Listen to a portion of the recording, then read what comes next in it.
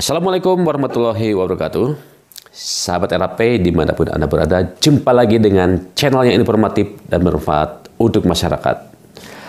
Sahabat RAP, pada kesempatan kali ini kita akan membahas, menjawab tentang pertanyaan-pertanyaan yang diajukan oleh sahabat RAP, baik itu yang melalui WhatsApp yang masuk pada saya, ataupun juga pertanyaan yang melalui kolom komentar di akun YouTube ini, ya. Banyak sekali yang bertanya, khususnya seorang ASN PNS yang bertanya tentang benarkah seorang PNS atau seorang ASN yang nikah siri atau bahasa ibu-ibunya selingkuh, gitu kan, hanya bisa dijatuhi sanksi administrasi dan tidak bisa dipidana. Nah, itu pertanyaan dari sahabat RHP yang kebetulan seorang ASN yang juga beliau bertanya, selain masuk ke WhatsApp juga masuk juga ke kolom komentar yang ada di akun YouTube saya ini, gitu kan, ya. Nah, baik, kita bahas apakah kita bahas kupas tuntas dalam konten kali ini, apakah benarkah atau tidak, gitu kan, ya. Nah, baik, ada yang bertanya, apakah benar seorang ASN atau PNS yang sudah beristri yang melakukan nikah siri atau nikah di bawah tangan atau nikah agama itu tidak dapat dipidana? Nah, terus ada juga yang bertanya juga, apakah benar dengan alasan bahwa bagi ANS atau ASN yang nikah siri sudah ada peraturan khusus yang berlaku untuk ASN atau PNS yang melakukan nikah siri bagi PNS tersebut, itu menurut yang bersangkutan hanya pelanggaran administrasi, hanya pelanggaran administratif atau tidak bisa dipidana, itu tadi, ya. Nah, terus ada juga yang bertanya, apakah benar ASN atau PNS yang sudah beristri nikah siri dengan wanita lain adalah sah dan tidak termasuk perbuatan perzinahan sebagaimana diatur dalam hukum yang berlaku, gitu. Nah, karena secara agama sudah sah, katanya begitu. Yang bersangkutan bertanya seperti itu, gitu kan. Nah, mari kita kupas tuntas pada kesempatan kali ini. Nah, pada kasus-kasus yang sering terjadi, para suami yang kebetulan ASN berpoligami, ya, khususnya yang menduduki jabatan strategis di instansinya. Biasanya si seorang ASN ini, seorang bapak ini, biasanya ketika ketahuan oleh istrinya, oleh istri sahnya, oleh istri yang pertamanya, ketahuan bahwa dia menikah lagi, biasanya seorang ASN ini, seorang pejabat ini, biasanya menjatuhkan mental si istrinya terlebih dahulu, gitu kan. Si istri sahnya ini dijatuhkan dulu mentalnya dengan beralasan bahwa ya papa hilap, papa maafkan papa, mama itu tetap permaisuri papa selamanya, gitu kan, tidak pernah tergantikan walaupun papa kemarin dikasih itu papa hilap, gitu kan. Itu alasan-alasan. Terus kemudian selain itu juga disampaikan bahwa kalau papa dilaporkan ke atasan papa, nanti papa akan mendapatkan sanksi, bisa itu pemecatan, penurunan pangkat, jabatan, terus fasilitas-fasilitas yang selama ini didapat oleh papa seperti rumah dinas, mobil dinas, dan fasilitas-fasilitas lainnya yang yang membuat si ibu ini menjadi down juga ketika disampaikan alasan-alasan seperti itu. Down juga, terbayang oleh dirinya hal-hal yang sifatnya sosialita ini akan tidak didapatkan lagi. Nah, dengan alasan-alasan itu, biasanya si istri ini terpengaruh oleh si suaminya, sehingga si istri tidak berani melaporkan ke atasannya, tidak berani pula melaporkan ke penyidik kepolisian. Nah, kalau seperti itu, biasanya si istri hanya mengurut dada, mengulas sakit hati saja, hanya bisa menangis, gitu kan, hanya bisa menangis, hanya bisa menangisi nasibnya bahwa dia ternyata diselingkuhi oleh suaminya yang seorang ASN dan juga seorang pejabat di instansi pemerintahan tertentu, gitu kan. Nah,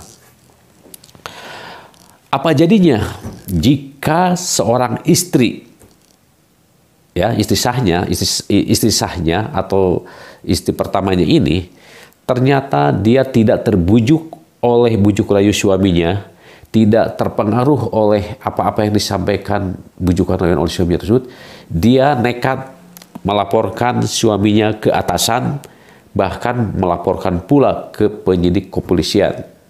Nah, apa jadinya kalau seperti ini? Nah, seorang suami yang kebetulan seorang ASN atau seorang PNS, ini saya contohkan kasusnya, seorang suami yang kebetulan seorang PNS atau seorang ASN, ya, kemudian dia dijemput secara tiba-tiba oleh kepolisian, dia dijemput bersama istri mudanya, bersama istri sirinya, istri keduanya ini, gitu kan. Nah, dijemput memakai mobil polisi dengan persangkaan telah melakukan perzinahan. Nah,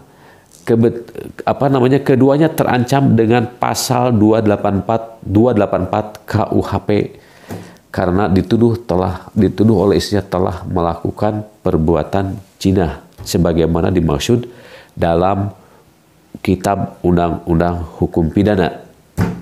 Nah, ini pasal 284 yang dituduhkan. Nah, si suami yang ASN atau yang PNS ini bisa dijerat dengan pasal 284 KUHP.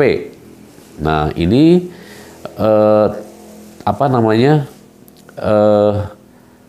si suami yang seorang ASN itu masih terancam atau bisa terancam pula dijatuhi sanksi administratif oleh atasannya, oleh instansinya, karena si istri tersebut melaporkannya, gitu kan. Nah, kemudian selain pasal 284 KUHP itu, tentunya si suami ini bisa terancam juga dengan aturan tentang disiplin pegawai negeri atau disiplin ASN, ya, yaitu sebagaimana dimaksud dalam peraturan pemerintah nomor 10 tahun 84 Junto PP 45 tahun 90. Nah, itu jelas, ya. Jadi jawabannya tentu bisa terhadap kasus seperti itu, istri sah bisa melaporkan ke atasan dan juga bisa melaporkan suami ke kepolisian. Laporan ke atasannya, dia bisa si istri ini bisa melaporkan suaminya karena telah melanggar peraturan pemerintah nomor 10 tahun 84 Junto peraturan pemerintah nomor 45 tahun 1990. Juga bisa melaporkan suaminya tersebut ke kepolisian. Nah, pasal yang dilaporkannya kalau misalnya dia melaporkan ke kepolisian, pasal yang dilaporkannya adalah pasal perzinahan. Bagaimana logika hukumnya? Apakah perzinahan itu dilihat oleh saksi atau tidak ada bukti rekaman, misalkan bukti video atau dan sebagainya? Tentu tidak seperti itu. Si istri mendasarkan pada logika hukum. Ketika suaminya yang sah dibuktikan dengan buku nikah, jadi buku nikah ini adalah buku pernikahan antara si istri yang sah dengan si suaminya ASN itu, ya. Nah, dengan berdasarkan bukti buku nikah itu, dia tentunya bisa melaporkan si suaminya yang memang telah tinggal bersama atau serumah atau sekamar atau seranjang seketiduran dengan wanita lain tanpa diikat perkawinan yang sah menurut undang-undang. Sekali lagi, menurut undang-undang, pernikahan tanpa diikat pernikahan yang sah menurut undang-undang, bukan pernikahan syiri atau pernikahan secara agama. Jadi pernikahan syiri ini atau pernikahan secara agama atau pernikahan di bawah tangan ini tentunya tidak memenuhi unsur-unsur pernikahan sebagaimana dimaksud dalam undang-undang pernikahan, undang-undang perkawinan nomor 1 tahun 74. Nah, maka disinilah pasal itu, pasal 284 KUHP itu bisa menjerat, patut diduga kiranya telah melakukan perzinahan. Nah, dua orang dewasa berbeda jenis kelamin baru bisa dikatakan suami istri apabila pernikahannya dilakukan sesuai dengan ketentuan ajaran agama dan pernikahan itu dicatat oleh pegawai pencatat nikah atau PPN atau penghulu kantor urusan agama setempat. Ya, sebagaimana diatur dalam pasal 2 ayat 1 dan ayat 2 Undang-Undang Perkawinan nomor 1 tahun 1974. Nah, pernikahan di bawah tangan yang dilakukan si suami dengan wanita muda atau istri kedua tersebut belum memenuhi unsur-unsur pernikahan yang sah menurut undang-undang. Artinya, keduanya tidak terikat dalam perkawinan yang sah, tetap patut diduga kiranya telah melakukan perbuatan zina. Sekali lagi, si seorang suami yang ASN ini, keduanya tidak terikat dalam perkawinan yang sah menurut hukum, ya, menurut undang-undang perkawinan.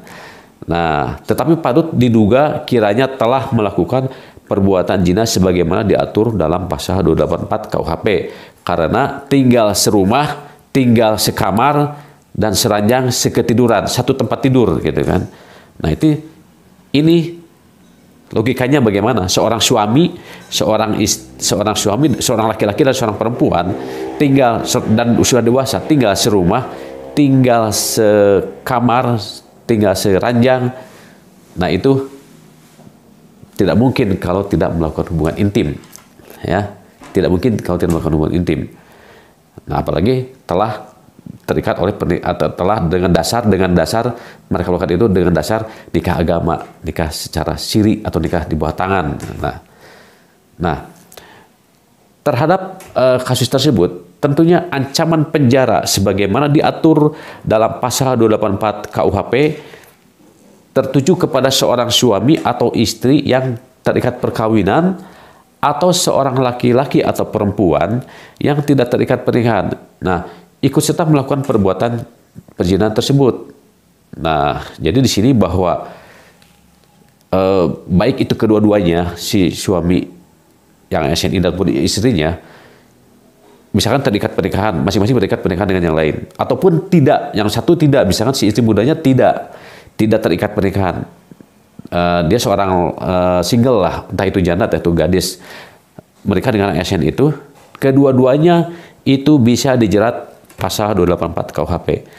Tidak hanya seorang suaminya saja, si suaminya saja yang bisa dipenjara, tapi si istrinya pun kena, gitu. Si istri mudanya pun kena. Nah, kemudian selain ancaman pasal 284, ada pasal 279 KUHP. Ya, pada ayat 1 dikatakan bahwa diancam dengan pidana penjara paling lama 5 tahun barang siapa mengadakan perkawinan padahal mengetahui bahwa yang telah ada menjadi penghalang yang sah untuk itu. Telah ada di sini adalah bahwa dirinya setelah terikat pernikahan dengan yang lain, gitu kan. Nah, itu biasanya hal seperti itu kalau misalkan dua-duanya menikahnya secara resmi ke KUA, gitu kan. Itu bisa dijerat dengan pasal 279. Nah, kemudian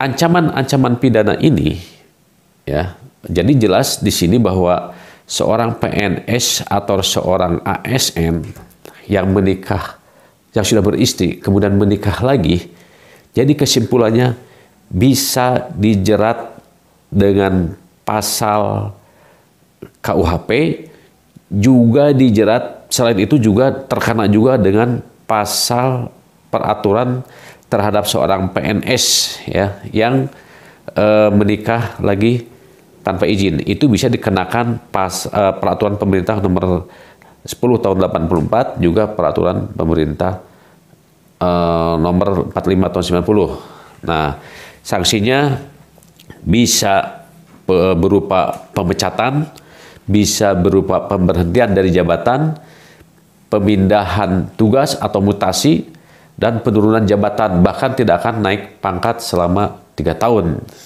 Nah, jadi sudah terjawab kesimpulannya bahwa seorang ASN atau seorang suami yang kebetulan ASN yang telah beristri kemudian dia menikah lagi secara agama, secara syiri, itu bisa kena sanksi administratif, juga bisa sekaligus juga bisa kena sanksi pidana. Asal si istrinya ini, si istri sahnya itu melaporkan masalahnya tersebut ke atasan dan juga kepada penyidik kepolisian tanpa ada pengaduan dari istri sahnya, dari istri pertamanya. Tentu hal ini bukan suatu pelanggaran, karena pasal-pasal ini, baik itu dalam peraturan pemerintah maupun di dalam undang-undang KUHP-nya ini, kalau tanpa ada pengaduan atau delik aduan, ini tidak bisa diproses, gitu kan. Nah, demikianlah konten kita kali ini. Semoga konten ini bermanfaat untuk Anda dan juga bermanfaat untuk masyarakat. Apabila ada hal-hal yang tidak dimengerti atau kurang dipahami, silakan ajukan pertanyaan di kolom komentar. Insya Allah nanti akan saya tanggapi. Demikianlah konten kita kali ini. Semoga konten ini bermanfaat untuk Anda khususnya dan masyarakat Indonesia pada umumnya. Sampai jumpa di konten saya berikutnya yang tentunya bermanfaat untuk masyarakat Indonesia. Wassalamualaikum warahmatullahi wabarakatuh.